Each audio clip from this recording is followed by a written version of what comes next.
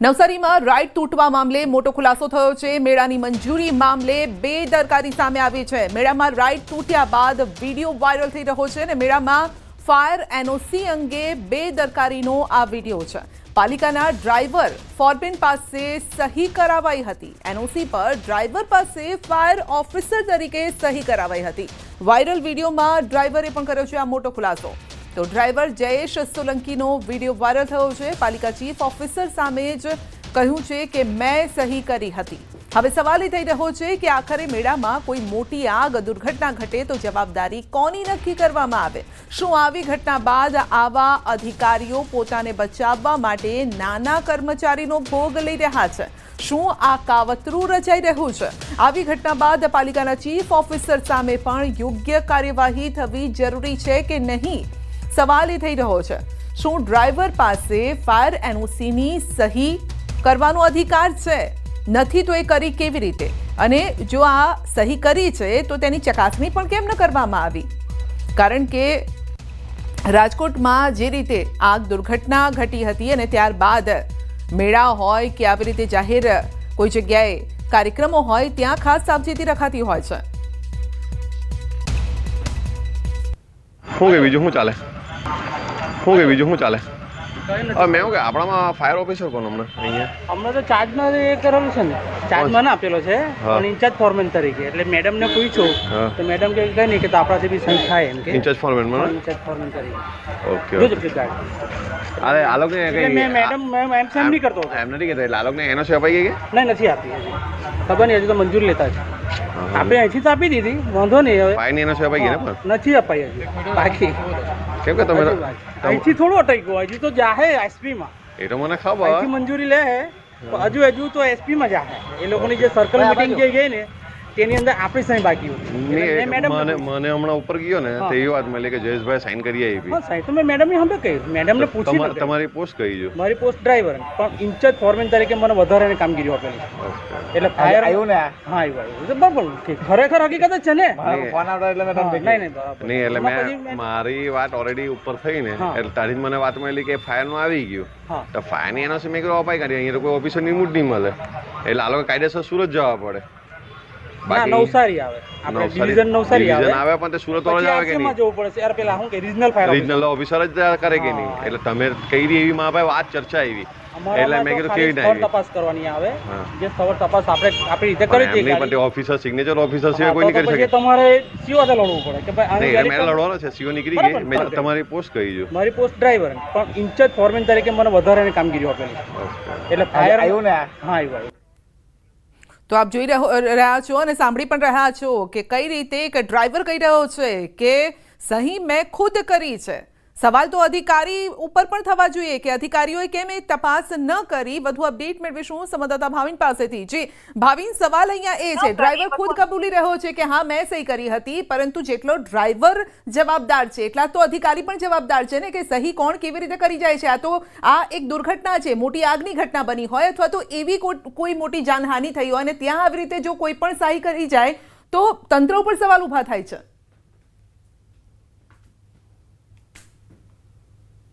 ચોક્કસથી સંજય, જે સમગ્ર ઘટના છે મામલે છે ખૂબ જ જે વિડીયો વાયરલ થયો છે એ મામલે જો વાત કરીએ તો ખૂબ જ શરમજનક ઘટના કહી શકાય તંત્ર માટે કે આ રીતના જે ડ્રાઈવર છે ડ્રાઈવરો પાસે આ રીતની સહી કરાવી દેવામાં આવે છે। અને જે ડ્રાઈવરો પોતે કબૂલી રહ્યો છે કે મને ચીફ ઓફિસર એટલે કે બિલીમોરા નગરપાલિકાના ચીફ ઓફિસરની સામે મેં આ સહી કરી હતી।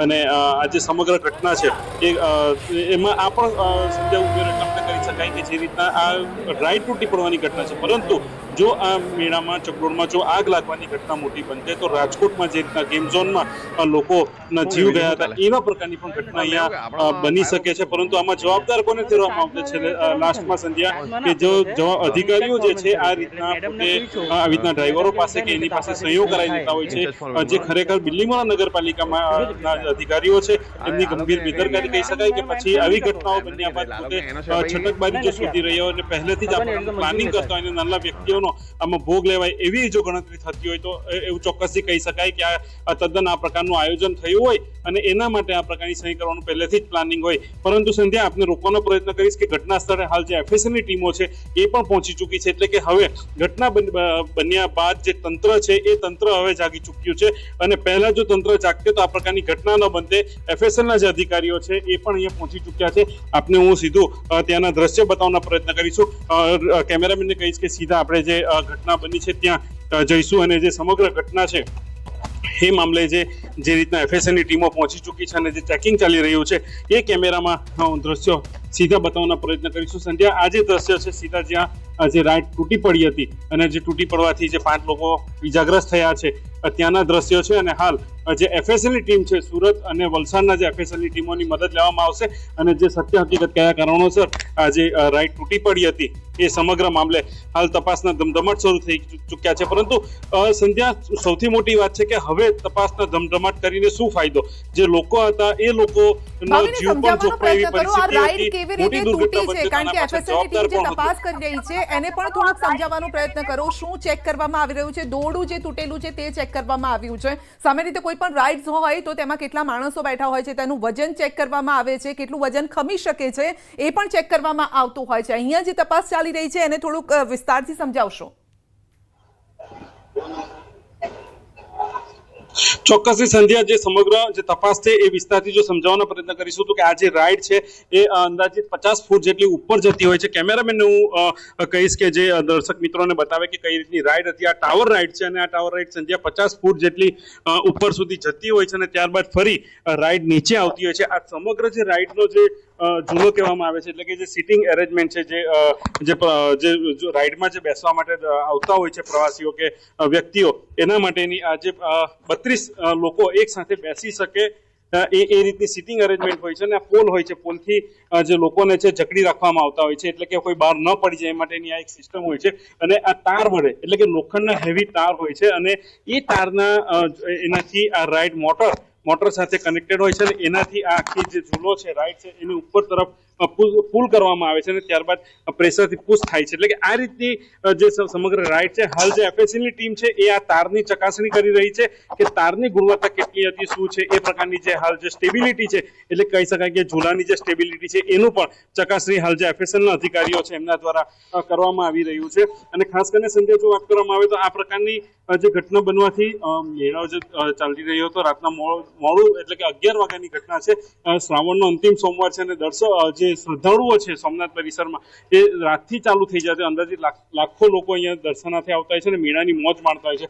પરંતુ જે રીતના ઘટના બની છે ત્યારે અફરાતફરીનો માહોલ સર્જાઈ ચૂક્યો હતો અને હાલ જે શ્રદ્ધાળુઓ આવી રહ્યા છે એમના માટે પણ આ વિસ્તાર જે છે સમગ્ર પોલીસથી કોર્ડન કરી દેવામાં આવ્યો છે. જ્યારે આ દુર્ઘટના ઘટી ત્યારે શું થયું, એ દુર્ઘટના સમયે શું થયું જે વિડીયો સામે આવ્યો છે? કારણ કે આપ એ સ્થળ પર છો અને અહીંયાથી આપ જોઈ શકો છો કે આ જે પતરું છે એ અહીંયા આખું વળી ગયું છે અને એની આગળ પણ સિટિંગ અરેન્જમેન્ટ છે એટલે ત્યાં કોઈ વ્યક્તિ બેઠું હશે રાઈડમાં તો એને પણ સમજાવવાનો પ્રયત્ન કરો. FSLની ટીમ એ જોઈને ગઈ છે આ જે બિલકુલ આપની સામે દેખાઈ રહ્યું છે જે પતરું વળી ગયું છે.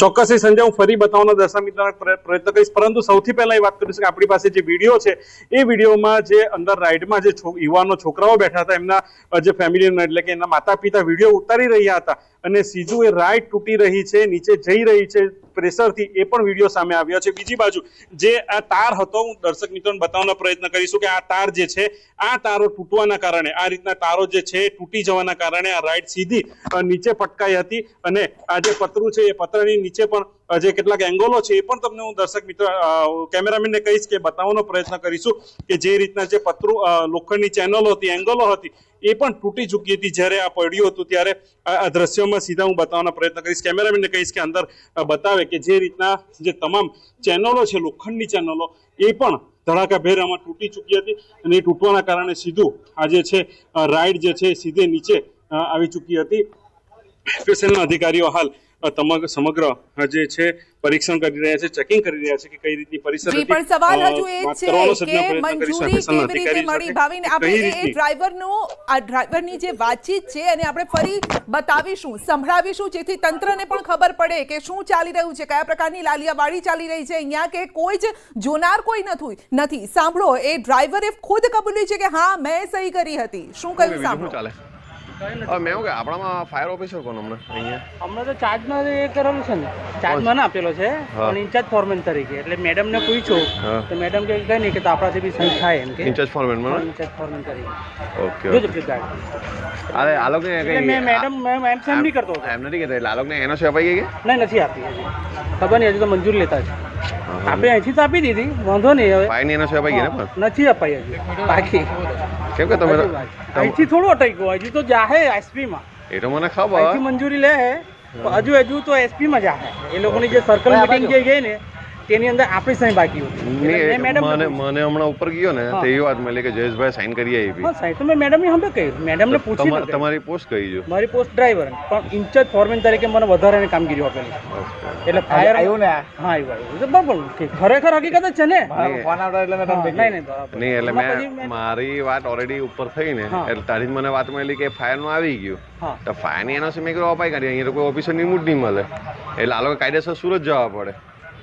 ના, નવસારી આવે. આપણે ડિવિઝન નવસારી આવે. ડિવિઝન આવે પણ તે સુરત વાળા જ આવે કે પછી નહીં? જવું પડે છે. યાર પેલા હું કે રીજનલ ફાયર રિજનલ ઓફિસર જ કરે કે નહીં? એટલે તમે કઈ એવી માં ભાઈ વાત ચર્ચા આવી એટલે મેં કીધું કેવી સ્થળ તપાસ કરવાની આવે. જે સ્થળ તપાસ આપણે આપણી રીતે કરી એમની દઈએ. પણ તે ઓફિસર સિગ્નેચર ઓફિસર સિવાય કોઈ નહીં કરી પછી શકે. તમારે સીઓ સાથે લડવું પડે કે ભાઈ આની નહીં મેં લડવાનો છે. સીઓ નીકળી ગઈ. મેં શું કે બીજું શું ચાલે? હવે મેં એવું કે આપણામાં ફાયર ઓફિસર તો આખી દુર્ઘટના અંગે કલેક્ટરનું શું વર્ઝન છે, તેમણે શું કહ્યું એ પણ સાંભળો. હાલ આ જે પણ દુર્ઘટના બની છે એની ટેકનિકલ તપાસ કરવામાં આવશે અને એના પછી આગળની જે પણ કાર્યવાહી કરવાની થશે એ કરવામાં આવશે. જી, જેની પણ આમાં ભૂલ છે કે જ્યાં પણ કોઈક વસ્તુની ઉણપ હશે એ મુજબ જ તપાસ થશે અને કાર્યવાહી કરવામાં આવશે. હાલ આજે પણ તો બનાવની ટેકનિકલ તપાસ તો થઈ રહી છે. સવાલ એ છે ભાવિન કે આ પરમિશન કેવી રીતે મળે છે, પ્રોસીજર આખી કયા પ્રકારની હોય છે, અને ત્યાં ઉપસ્થિત જો ટીમ મેમ્બર કોઈ હોય તો આપ તેમની સાથે પણ વાતચીત કરો.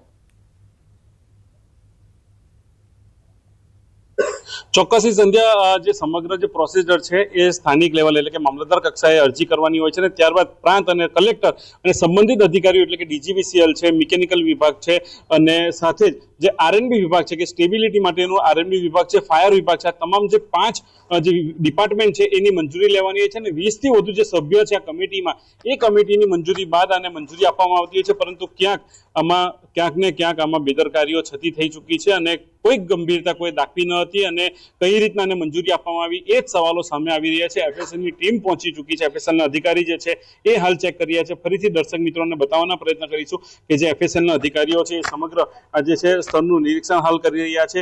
જે તમામ જે કામગીરી છે એ હાલ ચાલી રહી. જી બિલકુલ, તો અત્યારે આપ દ્રશ્યોમાં પણ જોઈ રહ્યા હતા કે એફએસએલની ટીમ ત્યાં પહોંચી છે અને તપાસ કરવામાં આવી રહી છે. પરંતુ મોટી અહીંયા ભૂલ અને ચૂક કહી શકાય અથવા તો જાણી જોઈને કરેલી આ ભૂલ એ છે કે ડ્રાઈવરે પોતે અહીંયા સિગ્નેચર કરી હતી. અધિકારીઓ ક્યાં ગયા હતા? અધિકારીઓએ કેમ ચેકિંગ ન કર્યું? કારણ કે જ્યારે આવી રીતે મેળા થતા હોય છે ને જ્યાં મોટી મોટી રાઇડ્સ હોય, લોકોના જીવને જોખમ થઈ શકે એવું હોય, ત્યારે સ્થળ નિરીક્ષણ પણ કરવામાં આવતું હોય છે. શું આ બધું થયું હતું ભાવિન?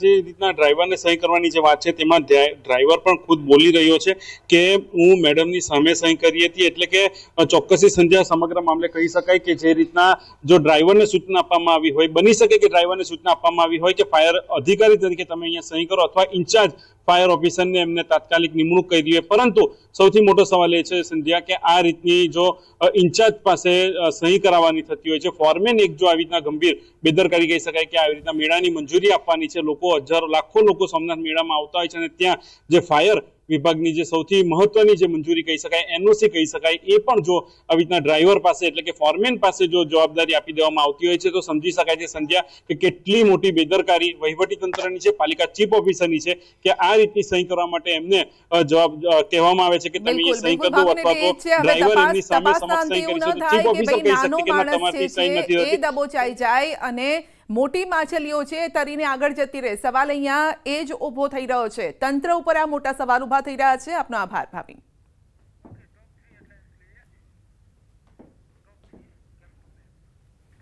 અને હવે નજર કરીશું ટોપ 3 હેડલાઇન્સ પર.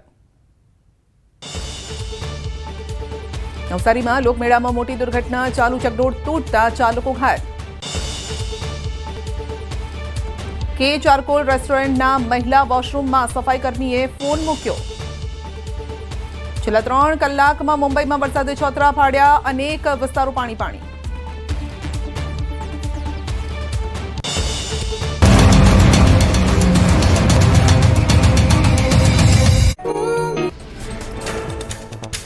જૂનાગઢમાં ગિરનાર તળેટીમાં જટાશંકર નજીક જંગલમાંથી લોકોનું રેસ્ક્યુ. પર્વત પર ભારે વરસાદથી પાણીનો ધસમસતો પ્રવાહ આવ્યો. અંદાજે 200થી વધુ લોકોને સલામત રીતે બહાર કાઢ્યા. વન વિભાગની ટીમે તમામ લોકોનું રેસ્ક્યુ કર્યું. વરસાદ વચ્ચે વન વિભાગનો સ્ટાફ ખડે પગે રહ્યો. જૂનાગઢમાં ગિરનાર પર્વત પર ધોધમાર વરસાદ બાદ દામોદર કુંડમાં નવા નીરની આવક. છેલ્લા 2 દિવસથી ગિરનાર પર્વત પર વરસાદી માહોલ જામ્યો. પાણીનો પ્રવાહ વધતા લોકોને દામોદર કુંડ નજીક ન જવા સૂચના અપાઈ. જૂનાગઢ શહેરની સાથે જિલ્લાના ઘણા ભાગોમાં ધોધમાર વરસાદ. ભારે વરસાદથી રસ્તા પર ફરી વળ્યા પાણી. ગિરનાર પર્વત અને ભવનાથ વિસ્તારમાં પણ મેઘમહેર. અરવલ્લી જિલ્લામાં માલપુર મોડાસામાં ધોધમાર વરસાદ વરસ્યો. વિરામ બાદ ફરી વરસાદે પકડ્યું જોર. મોરડુંગરી, રઘુનાથપુર, ગોવિંદપુર, મેડીટીબા અને સોનિકપુરમાં વરસાદ ખાબક્યો. લાંબા વિરામ બાદ વરસાદ થતા ખેતી પાકને જીવનદાન. ધોરાજી શહેર અને ગ્રામ્ય પંથકમાં મેઘરાજાની તોફાની બેટિંગ. નાની પરબડીમાં ભારે વરસાદના કારણે નીચાણવાળા વિસ્તારમાં ઘરમાં પાણી ઘૂસ્યા. ગ્રામ્ય વિસ્તારમાં ભારે વરસાદ વરસતા રસ્તા પર નદી વહેતી હોય તેવા દ્રશ્યો સામે આવ્યા. રાજકોટના ધોરાજી શહેર અને આસપાસના વિસ્તારમાં વરસાદ. ભૂતવડ, ફરેણી, ગુંદાળા, નાની મારડ સહિતના ગામોમાં વરસાદ વરસ્યો. અસહ્ય બફારાથી પરેશાન લોકોને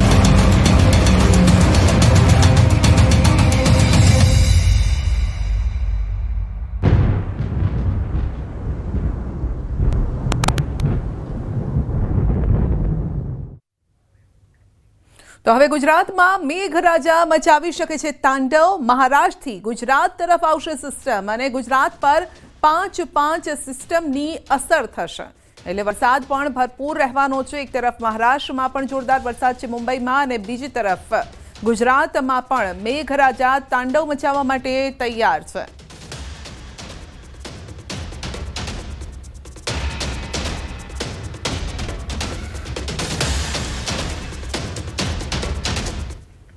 તો છેલ્લા 3 કલાકમાં મુંબઈમાં વરસાદે છોતરા કાઢ્યા છે. ચેમ્બુરમાં 3 કલાકમાં 4.5 ઇંચ વરસાદ છે. આ તરફ સૌરાષ્ટ્રવાસીઓ પણ તૈયાર થઈ જજો. હવે ભૂક્કા કાઢી નાખશે વરસાદ.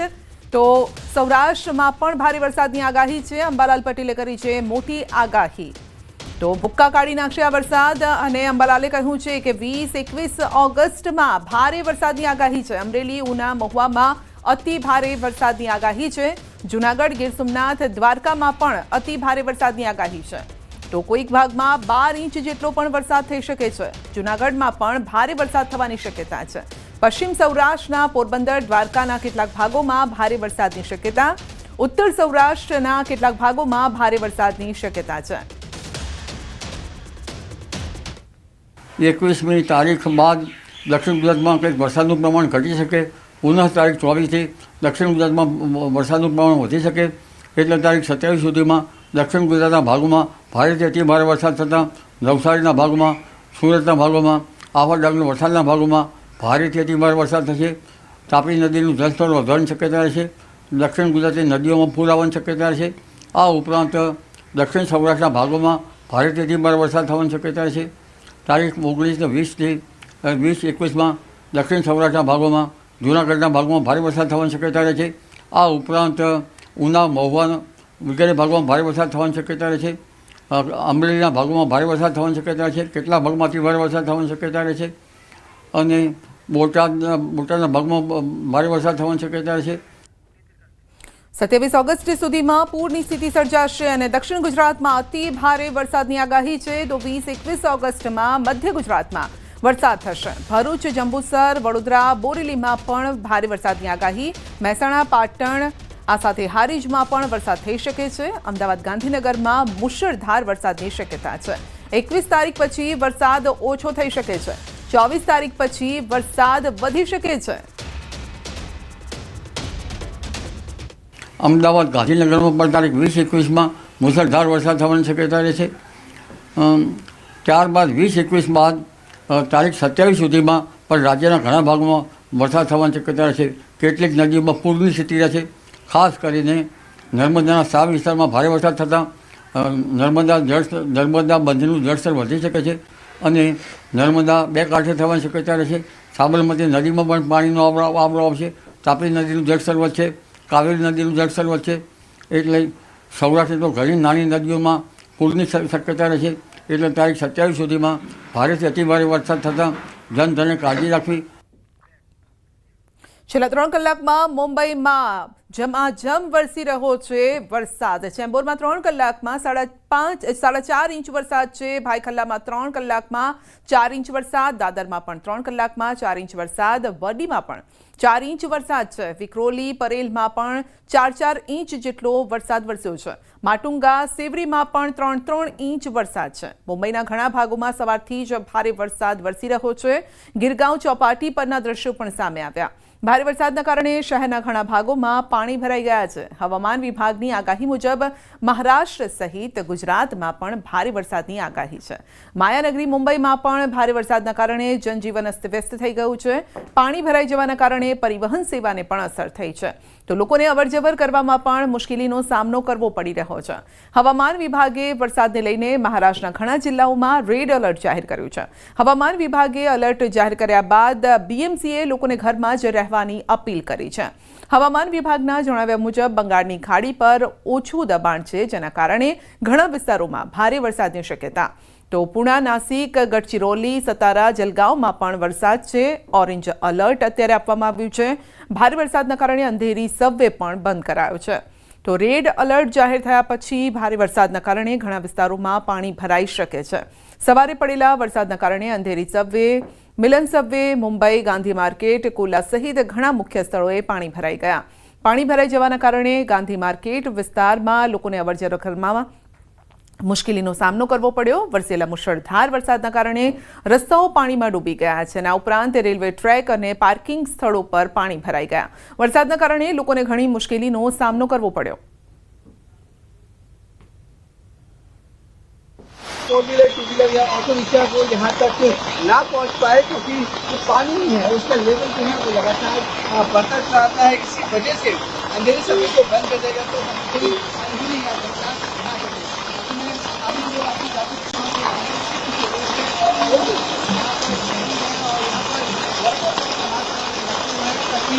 पानी अगर लगातार बढ़ता रहे तो उसमें सही समय पर. દ્વારકાના દરિયાકાંઠા વિસ્તારમાં કન્ટેનર તણાઈ આવ્યું છે. દ્વારકાના વરવાડા ગામના દરિયાકાંઠે કન્ટેનર તણાઈ આવ્યું છે. પ્રાથમિક માહિતી મુજબ કન્ટેનરમાં કેમિકલ હોવાની આશંકા છે. કન્ટેનર ક્યાંથી આવ્યું તે દિશામાં દ્વારકા પોલીસે તપાસ હાથ ધરી છે અને પોલીસ એફએસએલની ટીમની પણ મદદ લીધી છે. એફએસએલના રિપોર્ટ બાદ કન્ટેનરમાં શું છે તે અંગેની જાણ થશે. અગાઉ પણ પોરબંદર અને કચ્છના દરિયા કિનારે કન્ટેનર તણાઈ આવ્યા હતા.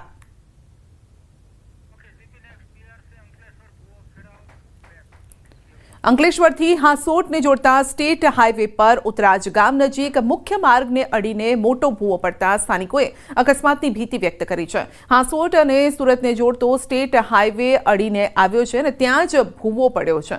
પાણીના નિકાલ માટે નાળું બનાવવામાં આવ્યું ને એ જ સ્થળે જમીન ધસી પડી. આખી કાર સમાઈ જાય એટલો મોટો આ ભૂવો છે. રાત્રિના અંધારામાં ભૂવો નજરે ન પડતા અકસ્માત થવાની પણ શક્યતા છે. તો ભૂવાનું તાત્કાલિક સમારકામ કરવામાં આવે તેવી લોકોની માંગ છે.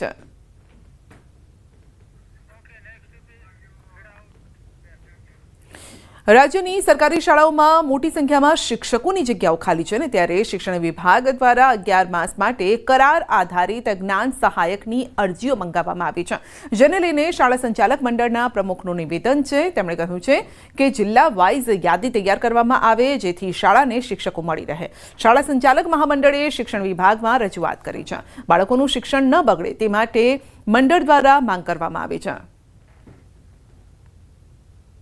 એ લોકો રાજ્યવ્યાપી યાદી બનાવે છે. સાહેબ, 24,000 પગારની અંદર માધ્યમિકનો શિક્ષક, બનાસકાંઠાનો છોકરો એ ડાંગ થોડો 11 મહિના નોકરી કરવા જવાનો છે. જિલ્લા વાઇઝ યાદી બનાવો અને જે જિલ્લામાં જે કામ કરવા માંગતો હોય એ ત્યાં અરજી કરે અને ડીઓ એને ઘરની નજીકની અથવા એના ગામની નજીકની શાળા ફાળવી આપે, જેથી કરીને શાળાનું શિક્ષણ કાર્ય ન બગડે.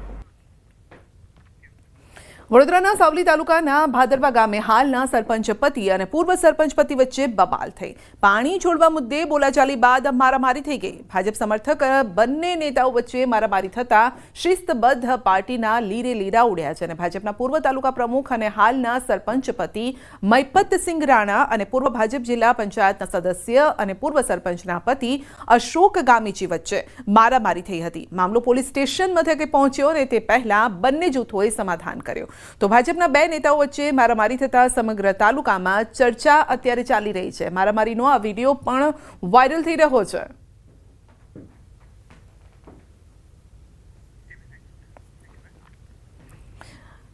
અમદાવાદના વિરમગામમાં લોકમેળામાં થઈ બબાલ. લાકડાના ધોકાથી માર મારતો વિડીયો વાયરલ થયો છે અને વિરમગામમાં કાયદો અને વ્યવસ્થાની સ્થિતિ પર સવાલ ઉભા થયા છે. ચાલુ મેળામાં રસ્તા પર શખ્સ દ્વારા લાકડીના ધોકા વડે માર મારતો વિડીયો વાયરલ થયો. વાયરલ વિડીયો બાબતે કોઈ કારણ હજુ સામે નથી આવ્યો.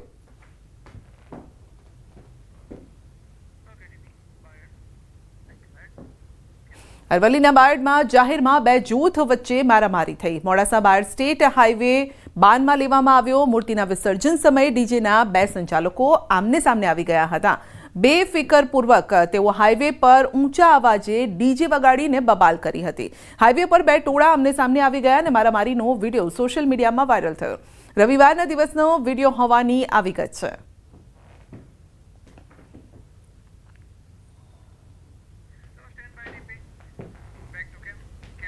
તો સુરતમાં એક વ્યક્તિને રોલો પાડવો ભારે પડ્યો છે. વિડીયો વાયરલ થતા પોલીસ પણ એક્શનમાં આવી. યુનિવર્સિટી રોડ પર રૂફટોપ કારમાં શોબાજી કરાઈ હતી. પોલીસે આરોપીને ઝડપી કાયદાનું ભાન કરાવ્યું. બે સ્કોર્પિયો કાર ઝડપી પાડી છે. ગાડી પર લગાવેલ બ્લેક ફિલ્મ કાઢી અને દંડ ફટકાર્યો છે.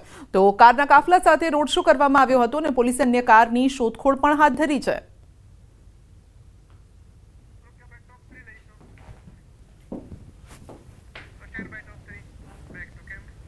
અંતમાં નજર કરીશું ટોપ 3 હેડલાઇન્સ પર. નવસારીના લોકમેળામાં મોટી દુર્ઘટના. ચાલુ ચકડોળ તૂટતા 4 લોકો ઘાયલ. સુરતના KHR કોલ રેસ્ટોરન્ટમાં મહિલા વોશરૂમમાં સફાઈ કર્મીએ ફોન મૂક્યો. છેલ્લા 3 કલાકમાં મુંબઈમાં વરસાદે છોતરા પાડ્યા. અનેક વિસ્તારો પાણી.